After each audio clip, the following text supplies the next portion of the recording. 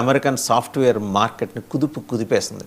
ఒక్క రోజులో $285 బిలియన్ నష్టం ఆ మార్కెట్కి జరిగింది. ఇమాజిన్ ఆర్టిఫిషియల్ ఇంటెలిజెన్స్ అనేది ఏ స్థాయిలో విధ్వంసం సృష్టించబోతోంది అనే దానికి, ఆర్థిక విధ్వంసం సృష్టించబోతోంది అనే దానికి ఇది ఒక నిదర్శనం. అదొక్కటే కాదు, క్యాస్కేడింగ్ ఎఫెక్ట్. వరుసగా ఐటీ నిపుణులు భయాందోళనకు గురయ్యే ఒక ప్రమాదాన్ని ఫోర్ఫ్రంట్లోకి తీసుకొచ్చి పెట్టింది. ఇదేదో భయపెట్టడం కోసం కాదు, జరుగుతున్న పరిణామాల నుంచి నేర్చుకోవాల్సిన గుణపాఠాలు, అలాగే అప్గ్రేడ్ అవ్వాల్సిన అవసరాన్ని ఈ టూల్ గుర్తు చేస్తుంది. వాళ్ళకే కాదు, మన విప్రో, మన టీసీఎస్, మన ఇన్ఫోసిస్ ఇవి కూడా 6% నష్టాన్ని చవి చూసాయి. ఏంటి యాంథ్రోపిక్ సునామీ ఎందుకు ఇలా అలజడి సృష్టిస్తోంది?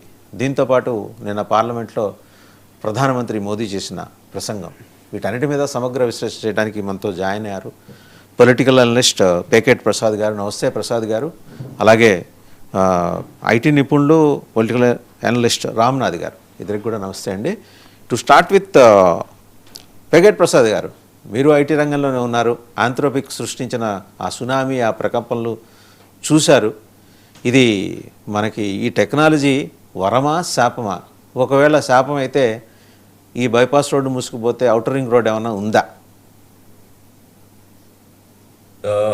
ఈ చర్చలో పాల్గొంటున్న పెద్దలందరికీ శుభోదయం, నమస్కారం అండి.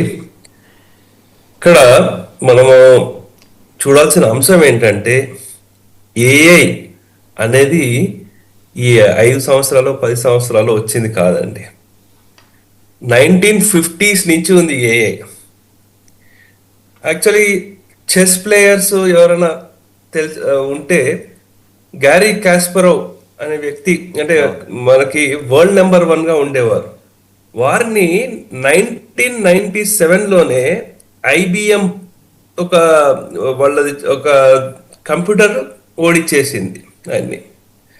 అంటే అది అంత ఆర్టిఫిషియల్ ఇంటెలిజెన్స్ అంటే number 1 player, rank number 1 Garry కాస్పరోవ్ని ఓడిచ్చిందంటే మనం ఊహించుకోవచ్చు అంటే కేపబిలిటీ ఎలా ఉంటుంది ఏదని.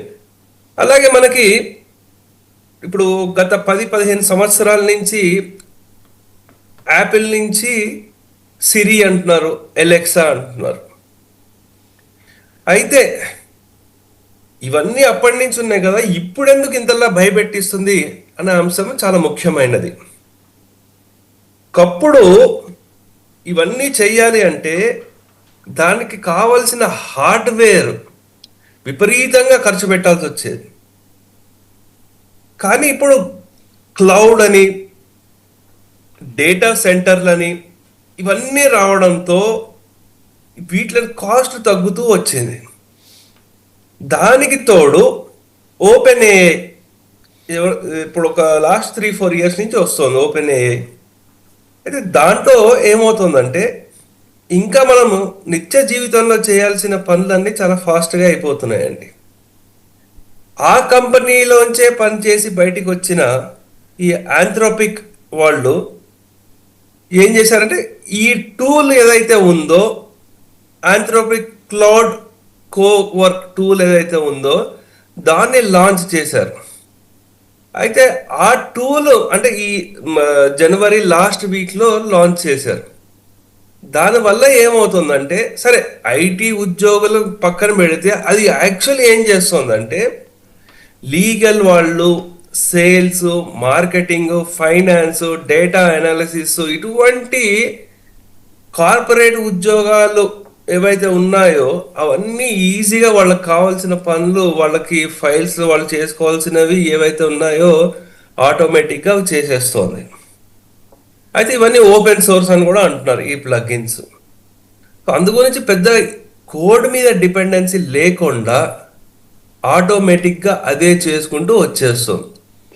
ఇది స్టాక్ మార్కెట్ ఊహించని పరిణామము. దానివల్ల ఎప్పుడైనా మీరు గమనించండి, ఇదే కాదు, స్టాక్ మార్కెట్లో ఊహించని పరిణామం ఏదైనా వచ్చింది అంటే ఇమ్మీడియట్గా అక్రాస్ ద గ్లోబ్ ఇది పడిపోతుంది, షేర్ వాల్యూలు పడిపోతాయి. అయితే ఇక్కడ ఇండియన్ కంపెనీస్ చెప్పారు, మీరు Infosys, TCS, Wipro, HCl, tech Mahindra ఇటువంటి సంస్థల గురించి చెప్పారు.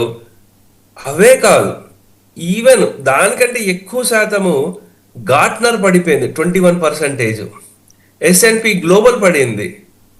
అయితే ఇవన్నీ ఏమవుతుందంటే అండి, ఎప్పుడైతే ఆటోమేషన్ వచ్చిందో దానివల్ల చిన్న చిన్న ఉద్యోగాలు, లేకపోతే స్టార్టింగ్ ఇది వరకు మనం చూసేవాళ్ళం కస్టమర్ ఎయిర్టెల్ కస్టమర్ కేర్ లేకపోతే ఇంకేమైనా బ్యాంక్ కస్టమర్ కేర్ ఫోన్ చేస్తే అది హ్యూమన్ ఇంటరాక్షన్ గా ఉండేది.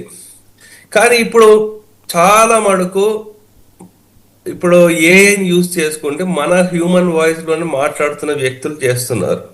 సో ఈ పరిణామము ఆల్రెడీ జరుగుతూనే వచ్చింది. దాంట్లో ఇదేదైతే జరిగిందో ఇది ఇంకొక అడిషన్ అండి. సో అందు గురించి దీంట్లో మనం చూడాల్సింది ఏంటంటే, ఉద్యోగాలు పోతాయా అంటే మనకి స్టార్టింగ్ ఉద్యోగాలు రావాల్సిన వాళ్ళకి ఎవరైతే ఉంటుందో వాళ్ళకి ప్రాబ్లం ఉంటుంది. ఎందుకంటే ఎవరైనా ఫస్ట్ కొత్తలో ఉద్యోగం నేర్చుకుంటున్నప్పుడు పెద్ద పెద్ద కాంప్లెక్స్ టాస్క్లు ఇవ్వరు మనకి. ఇప్పుడు ప్రొడక్షన్ ఏదైనా మ్యానుఫ్యాక్చరింగ్ వెళ్తున్నప్పుడు ఉందనుకోండి, డైరెక్ట్ పెద్ద కాంప్లెక్స్ టాస్క్లు, అరే ఈ స్టోర్స్కి వెళ్ళి ఇవి తీసుకురా, ఇటువంటి చిన్న చిన్న పనులు ఏవైతే చేయిస్తారు. కానీ అలాగే ఐటీలో కూడా డైరెక్ట్ నువ్వు ఈ కోడ్లో ఇవి చేసేసి ఎలా ఎప్పుడు చెప్పరు. అయితే ఆ స్టార్టింగ్ స్టేజ్లో చేయాల్సిన జాబులు ఏవైతే ఉన్నాయో అవన్నీ ఇప్పుడు ఏఐ చేస్తూ వస్తుంది. కాబట్టి ఆ ఇనీషియల్ రోల్స్ రావడం చాలా కష్టం అవుతుంది. అంటే ఇప్పుడు దానికి మనం ఏం చేయాలి? ఎందుకంటే ఒక 25% వరకు ఏ ఆటోమేషన్ చేస్తూ వచ్చేసింది, హైరింగ్ ఒక 50% తగ్గుతూ వస్తుంది. మరి అటువంటప్పుడు ఇంజనీర్లుగా ఉండే వాళ్ళకి ఏంటి పరిస్థితి అంటే, వాళ్ళు భయపడాల్సిన అవసరం లేదు. ఎందుకంటే కంప్యూటర్ ఫీల్డ్లో ఉండే వాళ్ళు ఇదివరకు ఎలా ఉండేదంటే, వాళ్ళు ఏ ఇంజనీరింగ్ చేసినా, సివిల్ ఇంజనీరింగ్ చేసినా, మెకానికల్ చేసినా సరే వాళ్ళు ఇమీడియట్గా ఐటీ జాబులు, రిక్రూట్మెంట్ అవన్నీ అంటే వాళ్ళు చదువుకున్న చదువుకి చేసే ఉద్యోగానికి ఎక్కడ పొంతన లేని పరిస్థితి. అది ఇప్పుడు అలా లేదు. ఇప్పుడు కంప్యూటర్లోనే అది కూడా ఇన్డెప్త్లో వెళ్ళి నేర్చుకుని పర్ఫెక్ట్గా ఉంటే కానీ ఉద్యోగం వచ్చే పరిస్థితి లేదు ఇప్పుడు. సో మిగతా ఉద్యోగం non IT or non computer స్ట్రీమ్లో ఉండేవాళ్ళు ఇప్పుడు ఉన్న మనకి ఎక్స్పోజర్కి ప్రతి ఫీల్డ్లో కూడా మంచి ఆపర్చునిటీస్ ఉన్నాయి. కాబట్టి ఆ ఫీల్డ్లోనే బాగా కష్టపడి మంచి ఉద్యోగాలు సంపాదించుకునే అవకాశం ఉంటుంది. పెద్ద పెద్ద మనం యుఎస్ వెళ్ళిపోవాలి, డాలర్లో సంపాదించేసేయాలి, ఇటువంటివి పెట్టుకోకుండా ఫస్ట్ 4-5 సంవత్సరాలు కష్టపడి ఆ ఫీల్డ్లో బాగా కష్టపడితే డెఫినెట్గా వాళ్ళ భవిష్యత్తు బ్రహ్మాండంగా అసలు ఉంటుంది. ఎంట్రీయే కష్టంగా ఉంది కదా సార్. ఇప్పుడు నిపుణులు హెచ్చరిస్తున్నది అంటే experts, entry level jobs, top జాబ్స్కి ఖచ్చితంగా ఈ ఆంథ్రోపిక్ అనే టూల్ మంట పెట్టిందని చెప్పేసి స్పష్టంగా కనిపిస్తున్న అంశం అకార్డింగ్ టు ఎక్స్పర్ట్స్. ఎందుకంటే నేను ఆ రంగానికి చెందిన వాడిని కాదు, బట్ వాళ్ళు అంటే వాసుదేవన్ గారు, ఇక్కడ ఎంట్రీ లెవెల్ జాబ్స్ కి మనం అంటే ఐటీలో కష్టపడి సబ్జెక్ట్ తెలుసుకున్న వాళ్ళు ఏఐకి భయపడకూడదు. అంటే మనము ఒక 90s 80s కంప్యూటర్లు వచ్చేస్తే మన జాబులు ఎలా పోతాయని అనుకున్నారో ఇప్పుడు కూడా ఆ భయాందోళనకు గురవుతున్నారు. సో అలా కాకుండా ఏఐని వాడుకుని మనము ప్రొడక్టివిటీని ఎలా ఎక్కువ చూపించవచ్చు, దాన్ని భయపడకుండా దాంతో పాటు మనం ఎలా చేయొచ్చు అనేది ఈవెన్ ఐటీలో ఉండే వాళ్ళు కూడా వాళ్ళ ఫైనల్ ఇయర్ సెకండ్ ఇయర్లో ఉండేటప్పుడు దాని మీద ప్రత్యేక శ్రద్ధ పెడితే ఉద్యోగ అవకాశాలు చాలా ఉన్నాయి. ఎందుకంటే దగ్గర దగ్గర 4 లక్షల ఉద్యోగాలు కావాలి భారతదేశంలో అంటున్నారు. ఇంకా అంటే ఒక సైడ్ నుంచి ఇంకో సెక్టర్కి చేంజ్ అవుతుంది. ఓవరాల్గా ఒక 20 million new jobs finance, e commerce, health care, మ్యానుఫ్యాక్చరింగ్లో ఏ వల్ల క్రియేట్ అయ్యాయి అంటున్నారు. కాబట్టి దాని గురించి పెద్ద ఆందోళన. మళ్ళీ మీ దగ్గరకు వస్తాను. ఒకసారి రామ్నాథ్ గారి దగ్గరికి వెళ్ళాం. రామ్నాథ్ గారు, మీరు ఐటీ రంగంలో ఫైనాన్షియల్ సర్వీసెస్ డీల్ చేస్తూ వస్తున్నారు గడిచిన లాస్ట్ 1 or 2 డికేడ్స్గా. ఆంథ్రోపిక్ సృష్టించిన సునామీ ఇది తాత్కాలికమా, హెచ్చరిక, ఎర్లీ వార్నింగ్ అనుకోవచ్చా? ముందుగా అందరికీ గుడ్ మార్నింగ్. అంటే ఇందాక మీరు ఇంట్రోలో చెప్పినట్టు, ఇందాక సార్ ఎక్స్ప్లెయిన్ చేసినట్టు తీసుకుంటే, అంటే ఈ ఏఐ టూల్స్ అనేటువంటివి ఐటీ రంగానికి వరమా లేక శాపమా అన్నట్టుగా, అలాగే ఇందాక సార్ అడ్రస్ చేసినట్టు ఏంటంటే కాలంలో మారుతున్న వాటికి అనుగుణంగా మనం రీస్కిల్ అవ్వాలా, అప్స్కిల్ అవ్వాలా తప్ప ఏదో ఏఐ రావడం వల్ల మన జాబులు పోతాయి అనేటువంటి భయాందోళనలు వద్దన్నట్టుగా ఆయన చెప్పడం కూడా బాగుంది. అంటే గతంలో 90s కూడా మనకి ఏం కనపడిందంటే ఈ కంప్యూటర్స్ అన్ని రావడం వల్ల బ్యాంకులలో ఉద్యోగాలు అన్ని పోతాయి, చాలామంది రోడ్డు మీదకి రావాలా అనేటువంటి ఒక వాతావరణం, చర్చలు ఆ రోజు కనపడ్డాయి. కానీ ఈరోజు చూస్తే ప్రైవేట్ సెక్టర్లో అనేక బ్యాంకులు రావడం, బ్యాంకులు ఈరోజు గ్రామాలు మండల స్థాయికి బ్యాంకులు రావడం, అనేక జాబ్స్ పెరగడం వల్ల సో ఆ బ్యాంకింగ్ సెక్టర్లో కూడా అనేక మార్పులు చూసాం. అంటే నేను కాస్త మెయిన్ కోర్సు సబ్జెక్ట్లోకి వచ్చేటప్పుడు కొంత బేసిక్ ఫండమెంటల్స్ చెప్పాలనుకుంటున్నాను.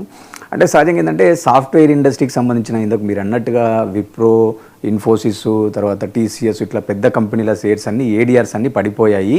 సో ఈ ఆంథ్రోపిక్ ప్రవేశపెట్టినటువంటి క్లాడ్ అనేటువంటి ఒక కోవర్క్ అండ్ క్లాడ్ కోడ్ అనేటువంటి ఏఐ టూల్స్ వల్ల అనేది ప్రధానంగా మనం వార్తల్లో చూస్తున్నాం. అంటే సహజంగా సాఫ్ట్వేర్ కంపెనీస్ ఏం చేస్తాయంటే మనకు ఒక ఎప్పటి నుంచో కూడా మనకు ఒక ఫ్రేమ్వర్క్ ఉంటుంది, అంటే SDLC అంటాం, అంటే సాఫ్ట్వేర్ డెవలప్మెంట్ లైఫ్ సైకిల్ అంటాం. సో అందులో మనకు కొన్ని స్టేజెస్ ఉంటాయి, అంటే ప్లానింగ్ అని, డిఫైన్ అని, డిజైన్ అని, డెవలప్మెంట్ అని, టెస్టింగ్ అని, తర్వాత డిప్లాయ్మెంట్ అని, మెయింటెనెన్స్ అని. సో ఈ ఫేస్లో ఎక్కడ ఏఐ యొక్క పాత్ర ఎక్కువగా ఉంది అంటే ప్లానింగ్లో ఉందా, లేక డిజైనింగ్లో ఉందా, డెవలప్మెంట్లో ఉందా? సో మనం రీసెంట్గా ఒక 2-3 నెలల కిందట ఇన్ఫోసిస్ ఫౌండర్ నారాయణ మూర్తి గారు మాట్లాడుతూ కూడా సో ఈ ఏఐ వల్ల, ఈ ఆర్టిఫిషియల్ ఇంటెలిజెన్స్ వల్ల మనకు కోడింగ్లో చాలా చేంజెస్ వచ్చాయి. మనం డెవలప్మెంట్లో కోడర్స్ ఎవరైతే టెస్టర్స్ ఉన్నారో దాన్ని చాలా వరకు ఒక 40-50% వరకు ఆటోమేషన్ చేశాము అన్నారు. అంటే ఏవైతే రొటీన్ టాస్క్లు ఉన్నాయో ఇలాంటి వాటికి కొంత ఇబ్బందులు ఉంటాయనేది చెప్పడం జరిగింది. సో దీనివల్ల ఏమైపోయింది, మన ప్రొడక్టివిటీ ఇంక్రీజ్ అయింది, మన కాస్ట్ రెడ్యూస్ అయింది. దీనివల్ల ఏమైపోయిందంటే సాంప్రదాయంగా వాడేటువంటి ఏదైతే మెథడాలజీలు ఉన్నాయో అలాంటి ఐటీ కంపెనీస్కు కొంత రెవెన్యూ తగ్గేటువంటి ఛాన్స్ ఉంటుంది. కాబట్టి ఈరోజు మార్కెట్లో ఆ సెంటిమెంట్కు అనుగుణంగా మనకు ఏదైతే $285 బిలియన్ మార్కెట్ డౌన్ అయిందో మనం ఆ యాంగిల్లోనే చూడాలి తప్ప ఈరోజు మార్కెట్లో కొత్తగా ఒక ఏఐ టూల్ వస్తానే దాన్ని అందరూ అడాప్ట్ చేసుకుంటారని కానీ, దాన్ని మొత్తం ఇంప్లిమెంటేషన్ స్టేజెస్లోకి వెళ్ళిపోతారని కానీ ఒక్కసారిగా అనుకోలేం. ఎందుకంటే మీరు ఇందాక అన్నారు, అంటే నా గురించి మాట్లాడుతూ, సరే మీరు ఐటీ కంపెనీలో ఉన్నారు కాబట్టి నేను సాఫ్ట్వేర్ ఐటీలో పనిచేస్తున్నా కూడా నాది టెక్నికల్ సైడ్ కాదు, బిజినెస్ సైడ్ ఉంటుంది. అంటే సార్ ఇందాక అన్నట్టు ఏదైతే గార్ట్నర్ కానీ, KPMG కానీ, డిలైట్ కానీ, EY కానీ ఇలా అనేక రిపోర్ట్స్ను నేను స్టడీ చేయడం జరుగుతుంటుంది. సో రీసెంట్గా మనం ఈ మధ్యనే మనకు వరల్డ్ ఎకనామిక్ ఫోరం 2026 రిపోర్ట్లో కూడా గతంలో 2025 రిపోర్ట్ ఏం చెప్పిందంటే దాదాపుగా మనకు 2030కి 170 మిలియన్ జాబ్స్ కొత్తగా క్రియేట్ అవుతాయి అక్రాస్ ద వరల్డ్ అని చెప్పి వరల్డ్ ఎకనామిక్ ఫోరం రిపోర్ట్ చెప్పడం జరిగింది. అంటే అలాగే మనకి ఏం చెప్పింది, ఒక 92 మిలియన్ జాబ్స్ డిస్ప్లేస్ అవుతాయి, రీప్లేస్ అవుతాయి అని కూడా చెప్పడం జరిగింది. అంటే అక్కడ మనకు ఒక నెట్ మార్జిన్ 72 మిలియన్ జాబ్స్ కొత్తగా రాబోతాయని వరల్డ్ ఎకనామిక్ ఫోరం 2025 రిపోర్ట్ చెప్పింది. మళ్ళీ రీసెంట్గా మనం దావోస్లో వరల్డ్ ఎకనామిక్ ఫోరం చూసాం. అంటే దావోస్ ని పక్కన పెడదాం కానీ దావోస్ కొన్ని ఎగ్జాగరేషన్స్ ఉంటాయి. అంటే world economic forum report world economic forum ప్రకారం ఏంటంటే ఇప్పుడు ఉన్నటువంటి దాదాపుగా టాప్ CEOs కానీ CIOs లో ఉన్నటువంటి ఒక భయం ఏంటంటే, ఒక అన్సర్టనిటీ ఏంటంటే దాదాపుగా ఒక 53% ఆఫ్ ద టాప్ లీడర్స్ ఏంటంటే వాళ్ళకు ఖచ్చితంగా ఏఐ టూల్స్ వల్ల ఒక 50-55% జాబ్స్ రీప్లేస్ అవుతాయని చెప్పడం జరిగింది. ఒక 22% కొత్తగా జాబ్స్ క్రియేట్ అవుతాయని చెప్పడం జరిగింది. నేనేమంటానంటే ఇప్పుడు ఏదో కొత్తగా ఒక టూల్ వస్తానే మనకు మొత్తం ఉన్నటువంటి లెగసీ సిస్టమ్, లెగసీ మోడల్ అంతా ఒక్కసారిగా రీప్లేస్ అవుతుంది లేదా డిస్ప్లేస్ అవుతుంది అనుకోలేం. కాబట్టి కొంత వర్రీనెస్ అవసరం లేదు. కాకపోతే ఏంటంటే మనం రీస్కిల్ అవ్వాలా, అప్స్కిల్ అవ్వాలా. అలాగే కొంత ఎంట్రీ లెవెల్లో మీరు ఇందాక చెప్పినట్టుగా ఎంట్రీ లెవెల్లో కొన్ని ఛాలెంజెస్ ఉన్నాయి. అలాగనే మనం కూడా ఏంటంటే ఈరోజు మారుతున్నట్టు ట్రెండ్స్గా ఇప్పుడు ఈ ముఖ్యంగా ఈ క్లాడ్ గురించి మాట్లాడుకోవాలంటే వాళ్ళు ఏం చెప్తున్నారు, డాక్యుమెంటేషన్ రివ్యూలో కానీ, కాంట్రాక్ట్స్ రివ్యూలో కానీ, లీగల్ ప్రాసెసింగ్లో కానీ ప్లగిన్స్ మోర్ ఓవర్ దీనికి ఇదేమంటే నో కోడ్ డెవలప్మెంట్ టూల్స్ అంటారు. అలాగే దీనికి ఎక్కువ లెంతీ ప్రోగ్రామింగ్, కోడింగ్ అవసరం లేదు. ఉదాహరణ చెప్పారు, నేను ఒక ఐటీ ఎక్స్పర్ట్ మాట్లాడినప్పుడు లీగల్ ఫ్రేమ్వర్క్ సంబంధించి ఒక డాక్యుమెంట్ తయారు చేయడానికి, డ్రాఫ్ట్ తయారు చేయడానికి హ్యూమన్ రిసోర్సెస్ వాడుకుంటే 5 నెలలు పడితే ఇది గంటలో చేసేస్తాం. అదే మన ఇద్దరి మధ్య కూడా గతంలో ఒక చర్చ జరిగింది. అంటే ఏదైనా ఒక 20 పేజెస్ డాక్యుమెంట్ ఇచ్చి మనకి ఈ షోరూమ్ లో బైకులు, కార్లు కొన్నప్పుడు కింద షరతులు వర్తిస్తాయి. లీటర్కి 78 కిలోమీటర్ షోరూమ్ లో నడిపినప్పుడు మాత్రమే లాగా దీనికి కూడా షరతులు వర్తిస్తాయని పెడుతున్నారు. ఏమని ఖచ్చితంగా మీరు need to cross check with the subject experts. మీరు ఇంకా మంచి పాయింట్ చెప్పారు. అంటే రీసెంట్గా మన ఇండియాలో ఏం జరిగిందంటే ఐ థింక్ మేబీ కేరళ ఒక హైకోర్టు జడ్జి ఒక తీర్పు ఇచ్చారు. అంటే లీగల్ ప్రొసీడింగ్స్లో ఎవరైతే యంగ్ లాయర్స్ కానీ ఎవరైతే ఉన్నారో వాళ్ళు ఏఐ టూల్స్ను వాడుతా వాళ్ళు డేటాను రివ్యూ చేయడంలో ఆర్టిఫిషియల్ ఇంటెలిజెన్స్ ఇచ్చినటువంటి ఏదైతే పాత కేసులు ఉంటాయి కదా, ఓల్డ్ కేసులు, రెఫరెన్స్ కేసులు ఏవైతే ఉంటాయో వాటిలో కొంత డిస్టర్బెన్స్ జరిగింది. సో అక్కడ జడ్జి ఏం చెప్పారంటే, మీరు ప్రతిదీ ఏదో వర్క్ సులభం అయిపోతుంది, లీగల్ ప్రాసెసింగ్లో మనకి హెల్ప్ అవుతుంది అని ఏఐ టూల్స్ వాడడం వల్ల కొంత ట్రాన్స్పరెన్సీ మిస్ అవుతుంది, కొంత మిస్ఇన్ఫర్మేషన్ కూడా మనం చెప్పాల్సి వస్తుంది. కాబట్టి మీరు పూర్తిగా డిపెండ్ అవ్వద్దు, ఖచ్చితంగా హ్యూమన్ ఇంటర్వెన్షన్ ఉండాల్సిందే అన్నట్టుగా ఆయన చెప్పడం కనపడింది. అదే నేను ఏమంటున్నా అంటే, మనకు ఎంత ఆర్టిఫిషియల్ ఇంటెలిజెన్స్, ఎంత మిషన్ బేస్డ్ టెక్నాలజీ ఉన్నా కూడా ఖచ్చితంగా హ్యూమన్ ఇంటర్ఫియర్ ఉండాల్సిందే. కాబట్టి మనం వర్రీ పడాల్సిన అవసరం లేదు. మనం ఎక్కడ అప్స్కిల్ అవ్వాలా, ఏ ఏరియాలో మనం ఫోకస్ చేయాలా అనేటువంటిది అడ్రస్ చేయాల్సినటువంటి అంశం అనేది నా భావన. ముఖ్యంగా ఏంటంటే, ఈరోజు మనం ఆర్టిఫిషియల్ ఇంటెలిజెన్స్ గురించి మాట్లాడుకున్నాం. దీంట్లో కూడా చాలా లేయర్స్ ఉంటాయి. అంటే జనరేటివ్ ఏ అని, ఏజెంటిక్ ఏ అని, సో రకరకాల మనకు వర్షన్స్ కూడా డిఫరెంట్ మోడల్స్ ఉంటాయి. కాబట్టి ముఖ్యంగా ఈరోజు హెల్త్ కేర్ సెక్టర్, లీగల్ సెక్టర్కి సంబంధించే ఎక్కువ డిస్కస్ జరుగుతుంది. ఇంకా చాలా వర్టికల్స్ ఉన్నాయి మనకు, బ్యాంకింగ్, బిఎఫ్ఎస్ఐ అంటాం, అలాగే రియల్ ఎస్టేట్ అంటాం, కన్స్ట్రక్షన్స్, సో ఇలా ఇన్ఫ్రా అనేక రంగాలు ఉంటాయి. కాబట్టి ఈ యొక్క టూల్స్ను ఎవరు ముందు అడాప్ట్ చేసుకుంటారు, ఏ రంగాల్లో, ఇంకా ముఖ్యంగా చాలామంది సిఇఓస్ ఏం మాట్లాడుతున్నారంటే, ఒక ఇండివిజువల్ లెవెల్లోనో లేదా ఇండిపెండెంట్ ఎంప్లాయీ లెవెల్లోనే ఈ ఏఐ టూల్స్ యొక్క పర్ఫార్మెన్స్ బాగుంది, ఇంకా ఎంటర్ప్రైజ్ లెవెల్లో ఈ ఏఐ టూల్ యొక్క పర్ఫార్మెన్స్ ఎలా ఉంది అనే దానిపైన ఇంకా చాలా మందికి ఒక డౌట్, ఒక అన్సర్టనిటీ ఉంది. కాబట్టి సో ఆల్ ఆఫ్ సడన్గా మొత్తం ఏదో ఐటీ ఇండస్ట్రీస్కి, ఐటీ పరిశ్రమలకు ఒక పెద్ద ఇబ్బందులు వస్తాయి అనేది కాదు. కాకపోతే ఏంటంటే, ఇందాక సార్ చెప్పిన పాయింట్ ఒకటి ఉంది, అంటే ఒక ఎవల్యూషన్ చేంజ్ అవుతుంది. అంటే ఈరోజు జీసీసీలు అంటున్నాం, ఒకప్పుడు డేటా సెంటర్స్, జీసీసీలు, ఈరోజు కొత్తగా మనం ఎక్కువ శాతం అందరం ఏం మాట్లాడుకుంటాం, జీసీసీల గురించి మాట్లాడుతున్నాం. అంటే ఇప్పుడు ఒకప్పుడు ఒక ఏదైనా ఒక బ్యాంకింగ్ కంపెనీ కానీ, ఒక ఇన్సూరెన్స్ కంపెనీ కానీ, వాళ్ళ బ్యాక్ ఆపరేషన్స్ కానీ, కస్టమర్ సర్వీసెస్ కానీ వేరే వాళ్ళకి ఇచ్చేవాళ్ళు, అంటే వేరే ఐటీ కంపెనీకి ఇచ్చేవాళ్ళు. కానీ ఇప్పుడు ఏం జరుగుతుందంటే, కొత్తగా ట్రెండ్ ఏం జరుగుతుందంటే, ఆ ఇన్సూరెన్స్ కంపెనీ, ఆ బ్యాంకింగ్ కంపెనీ ఎక్కడైతే చీప్ లేబర్, ఎక్కడైతే మ్యాన్ పవర్ అవైలబుల్ ఉంటారో అక్కడ వాళ్ళు గ్లోబల్ క్యాపబిలిటీ సెంటర్ పెట్టుకుంటున్నారు. అంటే ఏదైతే గతంలో బీపీఓలుగా ఐటీ సర్వీసెస్కు ఇచ్చినటువంటి సేవలను ఈరోజు వాళ్ళే ఓన్గా జీసీసీలు పెట్టుకుంటున్నారు. దానివల్ల ఏమైపోతుంది, రాబోయేటువంటి కాలంలో ఐటీ కంపెనీస్ పైన డిపెండెన్సీ కూడా తగ్గేటువంటి అవకాశాలు ఉంటాయి. ఒకవైపు ఆర్టిఫిషియల్ ఇంటెలిజెన్స్ వల్ల మనకు ప్రొడక్టివిటీ పెరుగుతుంది, తర్వాత ఐటీ సంస్థలకు కూడా కాస్ట్ ఎఫెక్టివ్ అనేది కొంత గతంలో భారంగా ఉండేది, దీనివల్ల తగ్గేటువంటి అవకాశాలు ఉంటాయి. కాబట్టి దీంట్లో కూడా ఏంటంటే మిక్స్డ్ ఒపీనియన్స్ ఉన్నాయి, అంటే కొన్ని అడ్వాంటేజెస్ ఉన్నాయి, కొన్ని డిసడ్వాంటేజెస్ ఉన్నాయి. కాబట్టి సో దాని మీద ఏవైతే మనకు ఛాలెంజెస్ ఉన్నాయో వాటి మీద ఫోకస్ చేసుకుంటే పెద్ద ఇబ్బందులు ఉండవు అనేది సటన్లీ అండి. అంటే మనకి ఒక దారి మూసుకోకపోతే రెండో దారి ఆపర్చునిటీ క్రియేట్ అవ్వచ్చు కదా. బైపాస్ రోడ్ లో రాళ్ళు ఉంటే ఓఆర్ఆర్ నుంచి వెళ్ళొచ్చు. Let's hope so. ఎందుకంటే ఇక్కడ ఒకటి చాలా ఇంపార్టెంట్, కేవలం